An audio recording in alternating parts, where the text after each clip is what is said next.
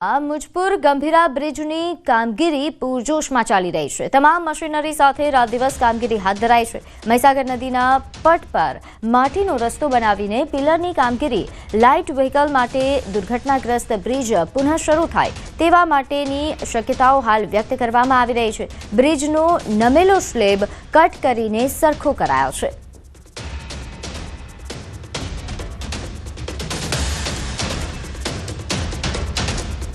તો ગાંધીધામના મીઠી રોહર નજીક આવેલા ડીઝલ લોકો જાળવણી શેડની ડીઆરએમ તેમજ એઆરએમ સહિતના રેલવેના અધિકારીઓએ મુલાકાત લીધી।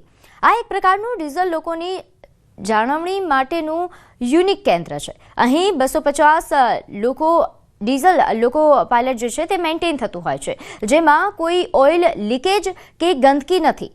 રેલવે એન્જિનની જાળવણીની દિશામાં આ શેડ અલગ જ પ્રકારની ભાત પાડતું અને દિશા નિર્દેશન કરતું કેન્દ્ર છે।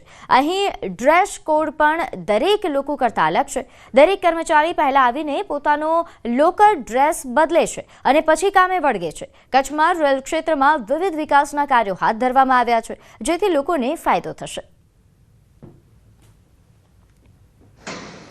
ये government diesel locomotive maintenance depot है, जो कि अपने आप में यूनिक है, ना केवल इंडिया का बल्कि वर्ल्ड का।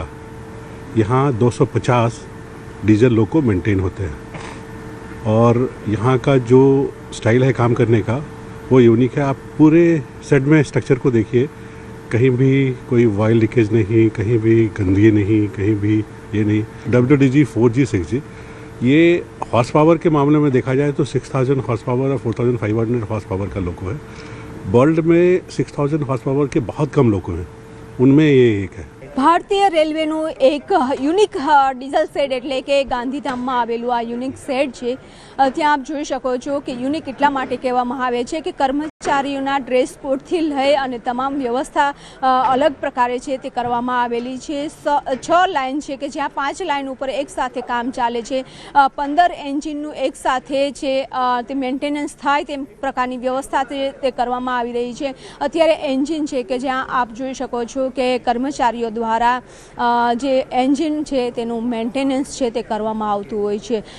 ત્યાં છે અને મેન્ટેન કરી શકે, જે પણ ખામી હોય છે તે દૂર કરી શકે તે પ્રકારની આખી એક વ્યવસ્થા છે તે કરવામાં આવી છે અને આ વિશેષ ડીઝલ શેડ છે તે તૈયાર કરવામાં આવ્યો છે। કેમેરામેન પ્રકાશ દેસાઈ સાથે વિભુ પટેલ, ન્યૂઝ 18 ગુજરાતી, ગાંધીધામ। કેન્દ્રીય મંત્રી નીતિન ગડકરી આજે દક્ષિણ ગુજરાતની મુલાકાતે સુરતથી કાફલા સાથે તેઓ પલસાણા 4 રસ્તા પર આવી પહોંચ્યા। ધારાસભ્ય અને પાર્ટીના આગેવાનો દ્વારા કેબિનેટ મંત્રી નીતિન ગડકરીનું સ્વાગત કરાયું હતું।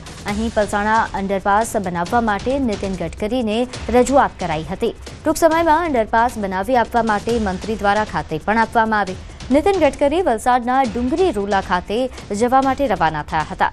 નીતિન ગડકરી રોલાથી હેલિકોપ્ટર મારફતે મહારાષ્ટ્રના તલાસરી પહોંચશે અને તલાસરી ખાતે અંડર ટનલનું નિરીક્ષણ કરવાના છે। બાદમાં હેલિકોપ્ટર મારફતે નીતિન ગડકરી બારડોલીના નોગામા પાડીમાં આવી પહોંચશે। અહીં એક્સપ્રેસ હાઈવેનું 46 કિલોમીટરનું બાય રોડ નિરીક્ષણ કરવાના છે, પરંતુ આ વચ્ચે તેમના હેલિકોપ્ટરમાં ક્ષતિઓ સર્જાઈ હતી, જે બાદ તેઓ રોડ મારફત હવે આગળના કાર્યક્રમમાં આગળ વધી રહ્યા છે।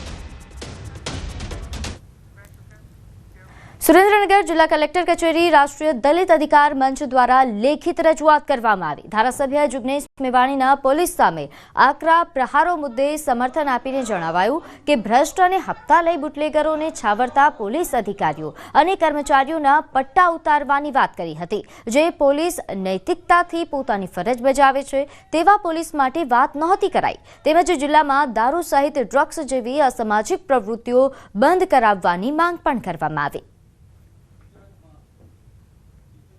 કે આજે જે સ્ત્રીઓ માટેનો જ આ ફાયદો છે કે ભાઈએ જે પટ્ટા ઉતારવાની વાત કરી એમનું ખાલી એટલું જ કહેવાનું છે કે તમારી રહેમ નજર જે આ બધું ચાલી રહ્યું છે જો પોલીસને ખબર ન હોય અને એ એવા પોલીસને કે જે કરપ્ટ છે એવા પોલીસ ઉપર એમને આંગળી નથી ઉપાડી કે જે લોકો બહુ ન્યાયથી પોતાની જવાબદારી નિભાવે છે। ખરેખર આખા ગુજરાતમાં, આ ગાંધીના ગુજરાતમાં આ ભ્રષ્ટ અધિકારીઓ જે ભ્રષ્ટાચાર કરે છે એના વિરુદ્ધમાં જિગ્નેશભાઈએ પટ્ટા ઉતારવાની વાત કરી છે, બાકી બીજા કોઈની વાત નથી કરી।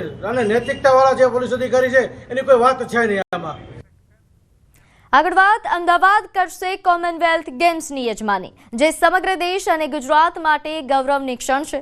કોમનવેલ્થ ગેમ્સનો મુખ્ય સમારોહ એ અમદાવાદ સ્થિત નરેન્દ્ર મોદી સ્ટેડિયમમાં યોજાશે. આ સ્ટેડિયમની ક્ષમતા અને ઇન્ફ્રાસ્ટ્રક્ચર ભારતને 2036ના ઓલિમ્પિક્સના આયોજન માટે મજબૂત દાવેદાર બનાવે છે. અમદાવાદને કોમનવેલ્થ ગેમ્સ 2030ની યજમાની મળતા ભારત બીજી વખત કોમનવેલ્થ ગેમ્સનું આયોજન કરવાનું ગૌરવ મેળવશે. આ પહેલા ભારતે 2010માં નવી દિલ્હીમાં ગેમ્સનું સફળ આયોજન થયું હતું. ત્યારે નાઇજીરિયાના અબુજાને પછાડીને યજમાની હાંસલ કરવાથી ભારતની આંતરરાષ્ટ્રીય રમતગમત પ્રતિષ્ઠા એક નવા સ્તરે પહોંચી છે. આ મેગા ઇવેન્ટ સાથે અમદાવાદની ગ્લોબલ સ્પોર્ટ્સ રેન્કિંગ નવા સ્તરે પહોંચી જશે. તો અમદાવાદ હવે કોમનવેલ્થ ગેમ્સની યજમાની કરશે, જેના માટે અમદાવાદ સંપૂર્ણ તૈયાર છે. નરેન્દ્ર મોદી સ્ટેડિયમ કે જ્યાંથી આ આયોજનની શરૂઆત થશે. સિઝન સમય શરૂ થતાં જ કેનાલની સમસ્યાઓ પણ યથાવત જોવા મળી રહી છે. પાટણના રાધનપુરના બામરોલી ડિસ્ટ્રિક્ટ કેનાલમાં સફાઈનો અભાવ હોવાથી ખેડૂતો પરેશાન થઈ રહ્યા છે. કારણ કે કેનાલમાં માટી, જાડી ઝાખરા હોવાના કારણે પાણીમાં અવરોધ આવે છે અને તે છેવાડાના ખેડૂતો સુધી પહોંચી શકતું નથી. ત્યારે બામરોલી ડિસ્ટ્રિક્ટ કેનાલમાં આવતા કોરડા, જાંબાડા, ડાલડી અને ડાભી ઉનરોટ સહિત 8થી વધુ ગામના ખેડૂતોએ પોતાની વેદના જણાવી. કેનાલની સફાઈ કર્યા વગર જ પાણી છોડી દેવાતા કેનાલ તૂટી જાય છે, જેથી સિંચાઈના પાણી વિના ઘઉં, જીરું, રાયડો સહિત રવિ પાકો નિષ્ફળ જવાની ભીતિ ખેડૂતો સેવી રહ્યા છે. જેથી ખેડૂતોએ જાતે જ કેનાલની સફાઈ કરી અને સત્વરે કેનાલની સફાઈ કરી ખેડૂતોને સિંચાઈ માટે પાણી આપવામાં આવે તેવી માંગ કરી.